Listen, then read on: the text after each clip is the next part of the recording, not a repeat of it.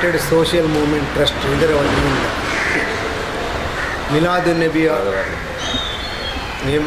ನಬಿಯ ಪ್ರಯುಕ್ತ ಇಂದು ಅಗ್ನಿ ಸಮಾಜದಲ್ಲಿ ಮಕ್ಕಳೊಂದಿಗೆ ಸೇರಿಕೊಂಡು ಸಹಭೋಜನವನ್ನು ಮಾಡಿಕೊಂಡಿದ್ದೇವೆ.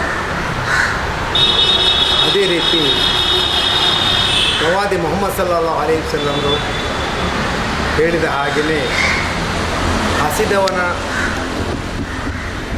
ಹಸಿದವನ ಹೊಟ್ಟೆ ತುಂಬಿಸಿದವನು ಅವನ ಎಲ್ಲ ಪಾಪಗಳನ್ನು ಅಲ್ಲಾಹು ಅದನ್ನು ಕ್ಷಮಿಸಿಬಿಡುತ್ತಾನೆ.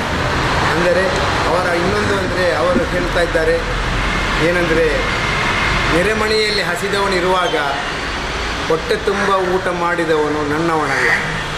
ಇದನ್ನೆಲ್ಲ ನೆನೆಸಿಕೊಂಡು ಈ ಕಾರ್ಯಕ್ರಮವನ್ನು ನಾವು ಮಾಡಿದ್ದೀವಿ.